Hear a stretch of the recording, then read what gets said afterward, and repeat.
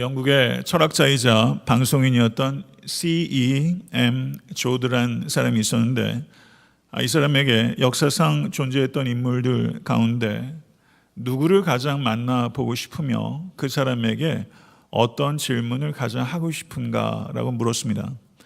그랬더니 이 사람이 대답하기를, 나는 예수 그리스도를 가장 만나보고 싶고, 당신은 정말 부활하셨습니까?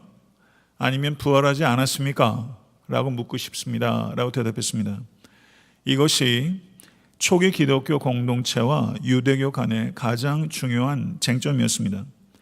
마태가 오늘 본문 말미에 경비병들을 통해서 퍼진 거짓 증언을 기록한 것은 바로 이와 같은 기독교와 유대교 사이에 심각하고 첨예한 논쟁이 있었던 것을 배경으로 하고 있는 것입니다. 1절 말씀을 보게 되면 안식 후 첫날 새벽에 막달라 마리아와 다른 마리아가 무덤을 보려고 갔다고 말하고 있습니다. 안식 후 첫날 새벽이라는 것은 주일 아침을 의미하는 것인데요. 이것은 물론 1차적으로 물리적 시간을 나타내는 것이기도 합니다만 더 중요한 의미는 예수 그리스도께서 부활하심으로 말미암아 새로운 시대가 밝아왔다는 뜨거운 상징이기도 한 것입니다. 마태복음 27장 60절과 61절을 보게 되면 이 여인들이 예수님의 죽음과 매장을 지켜보았던 여인들이라는 것을 알 수 있습니다. 이들은 예수님께서 죽임당하시고 또 묻히시는 상황들, 예수로부터 아무것도 얻을 것이 없는 순간에도 이 여인들은 예수님의 곁을 끝까지 지켰던 사람들입니다. 충성을 다짐했던 제자들은 오간데 없이 다 부인하고 예수를 버리고 흩어져 버렸는데, 이 여인들만은 예수님 곁에 끝까지 남아 있었고, 이제 예수께서 매장되신 그 무덤을 보려고 새벽 이른 시간에, 아마도 새벽 3시에서 6시 어간에 그 무덤가로 이 여인들이 달려오고 있는 것입니다. 다른 병행 본문들을 보게 되면 이 여인들이 예수께 향품을 바르기 위해서 갔다라고 말하고 있습니다. 그런데 니고데모가 이미 다 한 일입니다. 그렇기 때문에 이 여인들이 하려고 하는 일은 불필요한 일이었습니다. 그리고 클로너라는 저명한 고고학자가 있는데, 그 당시에 예루살렘의 무덤을 조사해보면 딱 4개만 둥그런 형태로 문을 닫았고 다 정사각형 혹은 직사각형 형태로 무덤을 봉인하고 있는 것을 고고학적으로 밝혀냈습니다. 그러니까 이 무덤은 아마도 사각형 형태였을 것이다. 그런데 사각형 형태의 이 돌의 무게가 평균적으로 250kg 정도라는 것입니다. 여인들 몇 사람이 둥근 형태도 아니고 사각형 형태의 250kg 정도가 되는 돌을 옮긴다. 불가능한 일이죠. 그렇다고 이 여인들에게 부활의 믿음이 있었던 것도 아닙니다. 이 여인들은 부활의 말씀을 이해하지 못하고 있었습니다. 그렇다면 이 여인들이 왜 무덤에 갔을까요? 그것은 집에 있을 수 없었기 때문입니다. 예수님을 너무나 뜨겁게 사랑했기 때문에, 무모하리만큼 예수님을 사랑했기 때문에 그 무덤가로 갔던 것이죠. 성도 여러분, 이 부활절 아침에 우리들은 정말 예수님을 신앙생활 해오면서 이 여인들만큼 뜨겁게 예수님을 사랑한 적이 있는가? 한번 그것을 깊이 생각해 볼 수 있게 되기를 바랍니다. 우리들은 여인들의 행동을 경솔하게 비난해서는 안 됩니다. 이 여인들의 불필요하고 불가능한 행동은 비난받아야 될 행동이 아니라 우리가 마땅히 본받아야 될 행동인 줄 믿습니다. 여인의 사랑의 헌신을 최초의 부활의 목격자가 되는 것으로 보상해 주신 하나님께 찬양과 경배를 올려드립니다. 2절에서 4절을 보게 되면 천사의 등장과 경비병들의 반응이 기록되어 있습니다.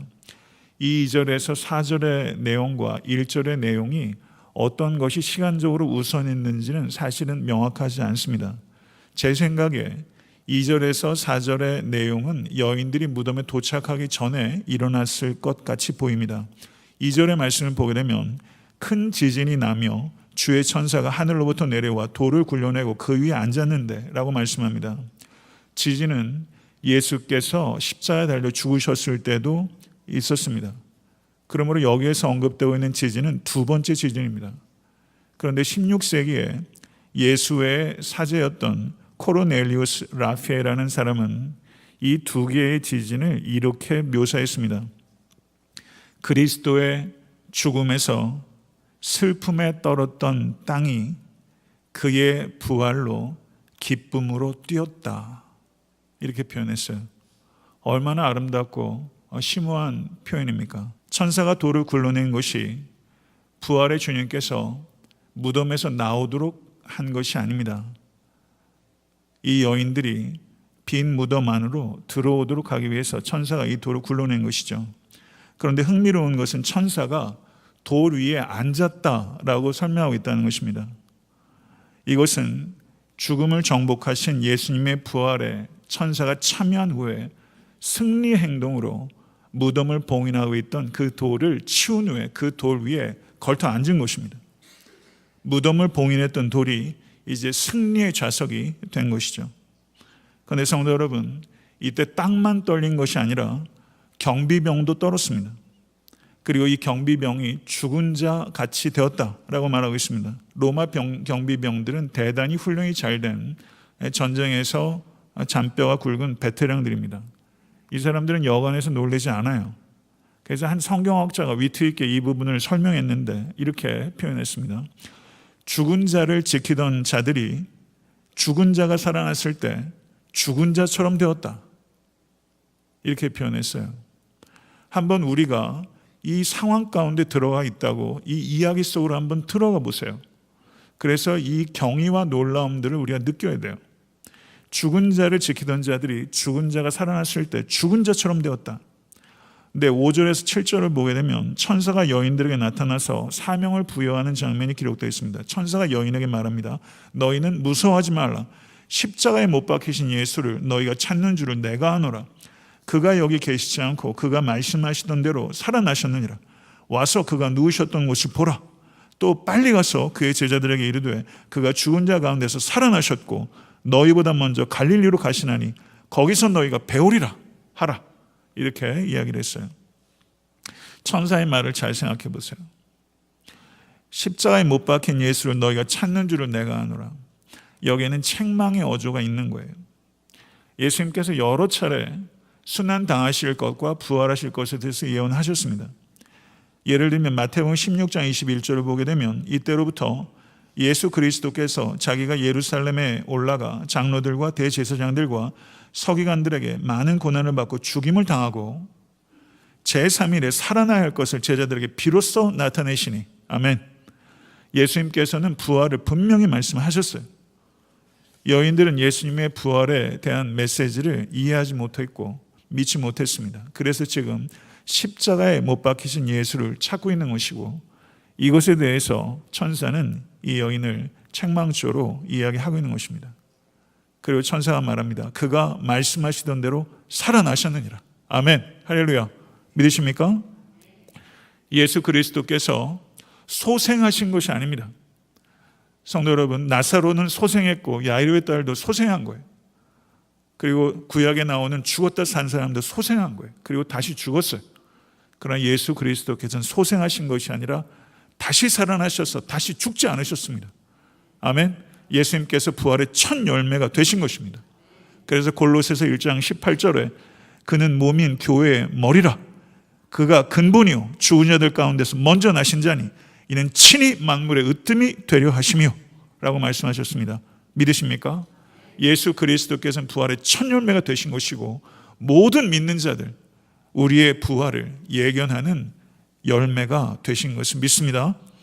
우리 믿는 자는 예수 그리스도를 주와 그리스도로 믿는 순간 새 생명으로 부활하였으며 우리가 죽는 순간 영원한 생명으로 부활하게 될 것을 믿습니다. 천사가 와서 천사가 이렇게 말했어요. 와서 그가 누우셨던 곳을 보라. 와서 보라는 것입니다. 빈 무덤의 실체를 응시하라는 거예요. 성도 여러분, 석가도, 공자도, 소크라테스도, 마호메도 무덤이 있어요. 다른 종교는 무덤을 중심으로 생깁니다. 그런데 우리 주 예수 그리스도의 무덤은 비어 있어요. 기독교는 빈 무덤의 종교입니다. 그런데 천사가요, 빈 무덤을 와서 보라고 해놓고 그것을 계속 응시하고 있으라고는 말하지 않아요. 와서 보라. 그 다음에 7절을 보세요. 빨리 가라. 빨리 가서 그의 제자들에게 이르라 라고 말하면서 빈 무덤에 안주하고 있지 말고 빨리 가서 이 소식을 전하라 라고 소명을 주는 종교라는 것이죠. 여기에서 빨리라고 번역되어 있는 이 단어, 성도 여러분, 시대적 전환점, 우주의 전환이 일어나고 있는 이 부활의 시간에 이제 우리가 신속하게 움직여야 된다는 것을 이 빨리라는 단어가 담고 있어요. 로마서 1장 4절을 보게 되면 성결의 영으로는 죽은 자들 가운데서 부활하사 능력으로 하나님의 아들로 선포되셨으니 곧 우리 주 예수 그리스도이시니라. 아멘. 사랑하는 성도 여러분, 부활을 통해 예수께서 하나님의 아들이심이 입증되었으며 그분의 십자가의 죽음이 인간의 죄를 대속하는 죽음이라는 것이 증명된 것을 믿으시기를 간절히 축원합니다. 성도 여러분, 이것을 진심으로 믿는다면 우리도, 우리 교회도 빨리 가야 하는 것입니다. 부활이 없으면 전해야 될 것이 없는 것입니다. 부활이 없으면 복음이 없습니다. 그런데 복음이 있는데 어찌 잠잠할 수 있습니까? 부활을 믿는 성도는 반드시 부활을 전하지 않을 수 없습니다. 부활을 전하지 않는 것은 불가능한 것입니다. 그렇기 때문에 부활은 선교의 도약대라고 할 수 있는 거예요. 선교의 도약대예요. 성도 여러분, 선교적 삶을 살아가시는 모든 권속과 교회가 될 수 있게 되길 간절히 소원합니다. 8절을 보시면 천사들의 명령을 들은 여인의 순종이 기록되어 있어요. 8절 보겠습니다. 그 여자들이 무서움과 큰 기쁨으로 빨리 무덤을 떠나 제자들에게 알리려고 다름질할세라고 말하죠. 로마 경비병들과 이 여인의 반응은 공통된 게 있었어요. 둘 다 두려워했어요. 그렇지만 로마 경비병들은 두려움이 전부였지만 이 여인은 두려움이 큰 기쁨으로 바뀌었어요. 카라 메갈레, 큰 기쁨, great joy, 큰 기쁨. 마태복음 어디에 또 나오죠? 마태복음에서 예수님께서 태어났을 때 누가 크게 기뻐했죠? 동방박사들. 거기에 똑같은 단어가 나와요. 카라 메갈레, 큰 기쁨, 큰 기쁨으로 그들이 별을 보고 기뻐했어요. 예수의 탄생을 크게 기뻐한 것은 동방박사였고 예수의 부활을 크게 기뻐한 것은 사회에서 보잘것없는 여인들이었어요. 다 주변인들이에요. 예수의 탄생도 예수께서 다시 사심도 크게 기뻐한 사람이 사회의 주변인들이었어요. 헤롯은 탄생한 예수를 죽이려고 했고 그리고 대제사장들은 다시 살아나신 예수의 흔적을 지우려고 했어요. 성도 여러분, 예수님께서는 십자가를 지심으로 우리의 죄를 해결하셨고 믿으십니까? 예수께서는 부활하심으로 우리의 죽음의 문제를 해결하셨습니다. 아멘. 인간이 해결할 수 없는 두 개의 문제를 예수께서 십자가 죽음을 부활을 통해서 해결하셨습니다. 그리스도인이 됐다는 증거가 무엇입니까? 기쁨이에요. 그리스도인이 되었다는 결과요, 그리스도인이 되었다는 증거가 기쁨이에요. 예수께서 나를 위해서 하셨던 일, 예수께서 나를 위하여 하고 계신 일, 예수께서 나를 위하여 하실 일을 진실로 믿으십니까?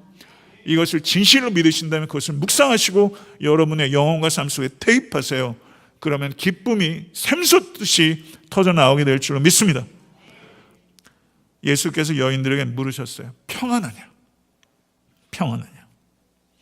이 부활의 주님은 우리에게 평안하냐라고 물으세요. 이 세상에 그 누구도, 이 세상에 그 무엇도 우리에게 샬롬을 가져다 줄 수 없습니다.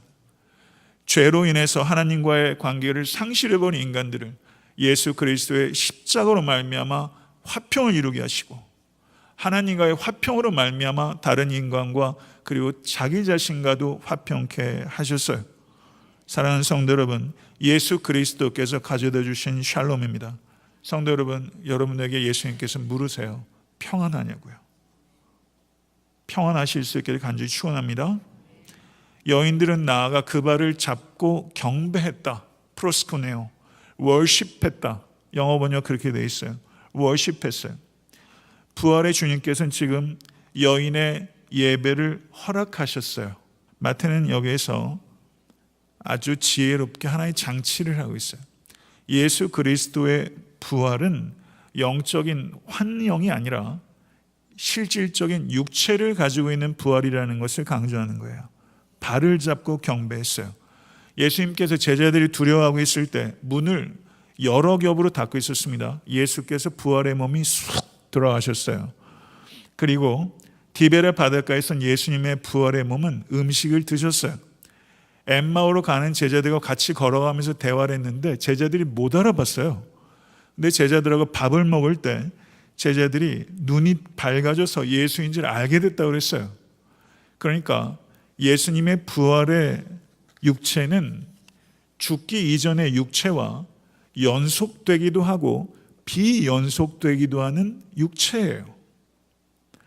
이것을 부활의 예수님의 육체는 육체의 한계를 뛰어넘는 육체, 이것을 비육체적 육체라고 표현할 수 있어요.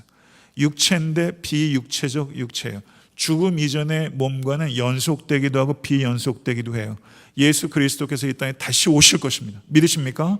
예수 그리스도께서 이 땅에 다시 오실 때 우리의 썩을 몸이 변화돼서 이 예수 그리스도의 이 신비한 비육체적 육체를 입게 될 줄로 믿습니다. 아멘.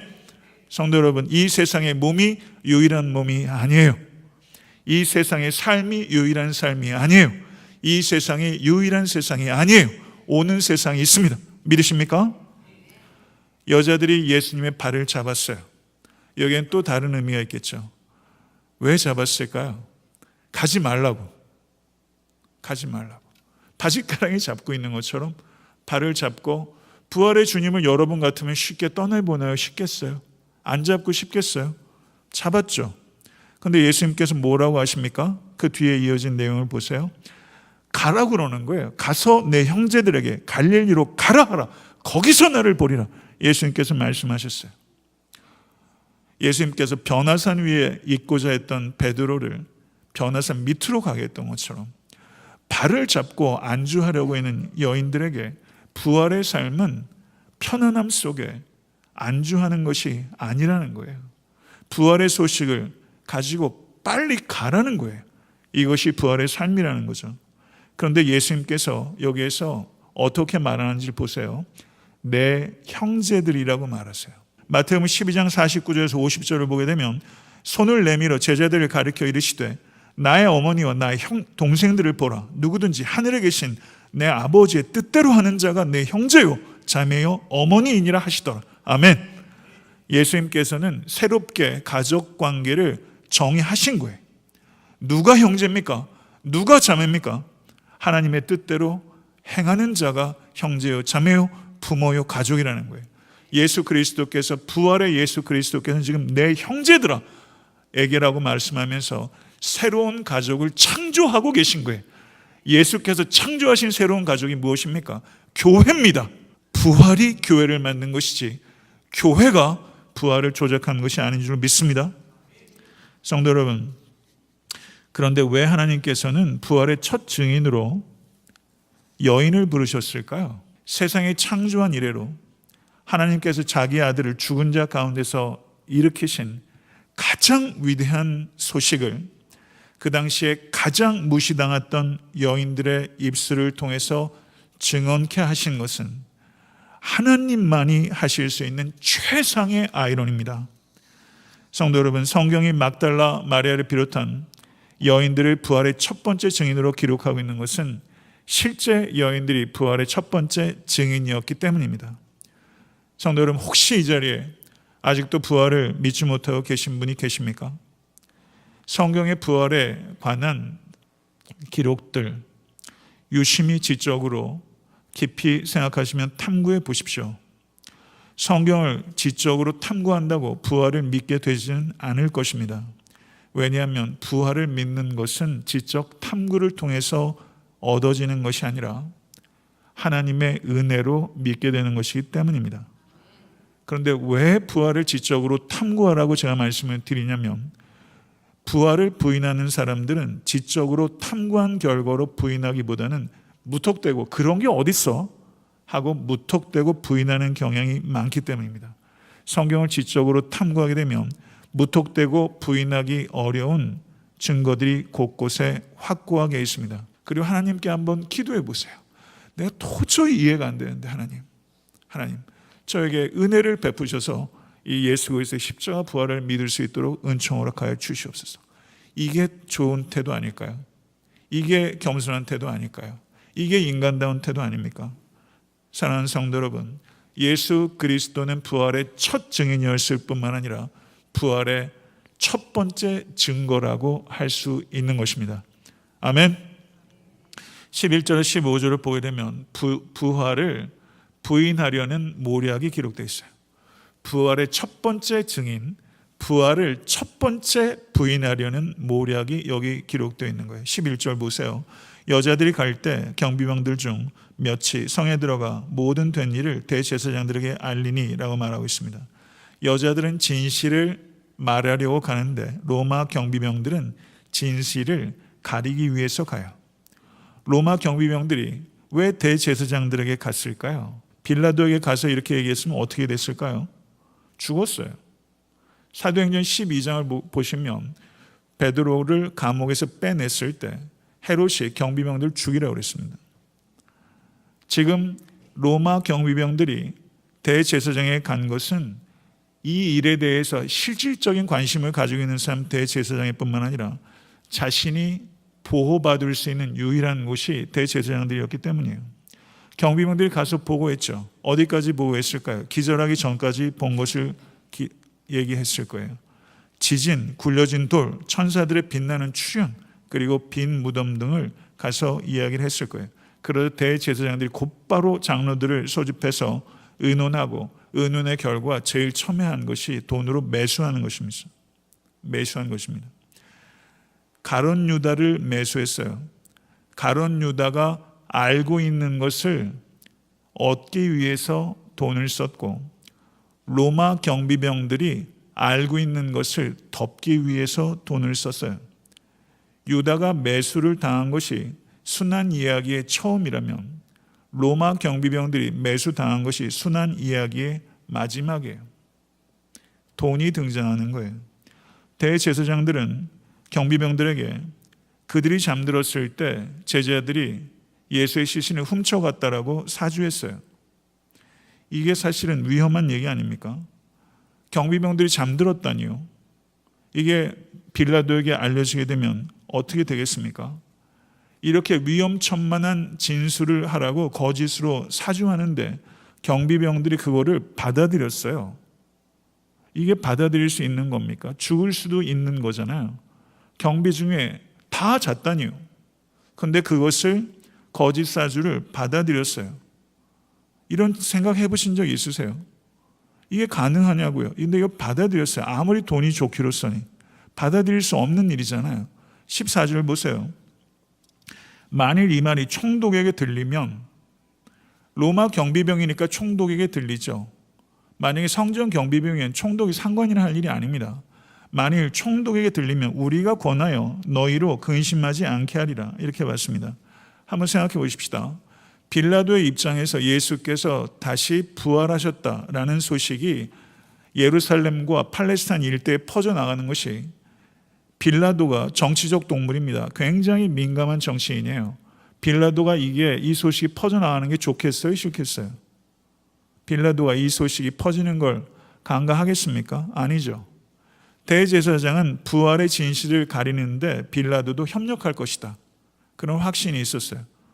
또 하나, 만약에 빌라도가 이 문제에 대해서 기대한 것처럼 행동하지 않는다면 거기에 빌라도에게 권하여라고 표현하고 있지 않습니까? 권하여, 헬라어로 회유하다라는 뜻이 있는데 빌라도가 만약에 협력하지 않으면 권하여, 뉘앙스가 있죠.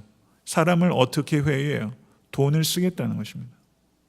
이 헬라어에는 돈으로 회유하다는 의미가 있어요. 여기에 이 경비병들이 안심한 거예요. 그렇지, 빌라도도 이 소식을 좋아할 리가 없지. 안 되면 돈을 쓰면 돈에 안 넘어갈 사람이 없지. 그렇기 때문에 이 로마 경비병들은 유대 종교 지도자들의 힘을 빌려 벌도 모면하고 또 돈도 적지 않은 액수를 얻게 되고, 그래서 그 결과 로마 경비병들이 부활에, 여인이 오기 전에 이 일이 벌어졌다면 사실은 부활의 첫 번째 목격자는 로마 경비병이잖아요. 그렇죠. 우주에 이토록 위대한 사건이 발생했는데 그 사건의 현장에서 목격하는 은총을 받고도 돈을 받고 거짓으로 그 부활을 은폐하는 첫 번째 거짓말장이가 되고 말았다는 거예요. 그가 퍼뜨린 거짓에는 지진 이야기, 천사 얘기는 싹 빠졌겠죠. 모든 초자연전 얘기는 다 빠진 거예요. 그리고 제자들이 예수 그리스도의 시신을 훔쳤다라고 이야기를 하게 된 것이죠. 지금도 이 예수 그리스도의 부활을 모략하는 이야기들은 끊임없이 확대 재생산되고 있습니다. 사랑하는 성도 여러분, 진실과 거짓이 혼재하는 현실이에요. 말씀을 맺겠습니다. 사랑하는 성도 여러분, 죽음과 매장과 부활의 증인이었던 여인처럼 예수님을 순수하고 뜨겁게 사랑하는 우리가 되십시다. 이 사랑의 부활의 첫 번째 증인으로 여인들을 불러주신 하나님의 놀라운 사랑을 영원토록 찬양하십시다. 부활의 첫 증인이 여인이었다는 것은 부활의 역사적 사실임을 증명하는 것입니다. 성경은 부활을 설명하지 않고 부활을 선포하는 것입니다. 하나님께서는 부활을 과학적인 논증을 통해서 증명하는 것이 아니라 부활의 주님을 만났다고 밖에는 설명할 수 없는 한 사람 한 사람의 삶의 변화를 통해서 부활을 변증하십니다. 바로 여러분과 저의 삶이 부활의 증거라는 것이죠. 이것이 하나님의 방법이에요. 예수님의 부활은 예수님께서 하나님의 아들이시며 그분의 십자가의 죽음은 우리의 죄를 사하는 대속의 죽음이었음을 증명하는 것입니다. 예수 그리스도의 부활은 우리의 부활을 예견케 하는 첫 열매인 줄로 믿습니다. 그리스도인은 새 생명으로 부활하였으며 영원한 생명으로 부활하게 될 것을 믿습니다. 예수님의 부활의 육체는 비육체적 육체이며 예수 그리스도께서 이 땅에 재림하실 때 우리 모두가 입게 될 육체인 줄로 믿습니다. 부활이 교회를 만들었습니다. 교회는 부활의 소식을 전하는 선교적 공동체가 되어야 되는 것입니다. 부활은 경이로운 소식이며 두려워해야 되는 소식이며 크게 기뻐해야 되는 소식입니다. 부활의 주님만이 참된 평강을 이 땅에 그리고 우리에게 가져다 주심을 감사하십시다. 부활을 부인하려는 시도는 로마 경비병들 이래로 항상 있어 왔습니다. 부활을 의심하고 계신 분이 계시다면 그 의심을 의심해 보십시오.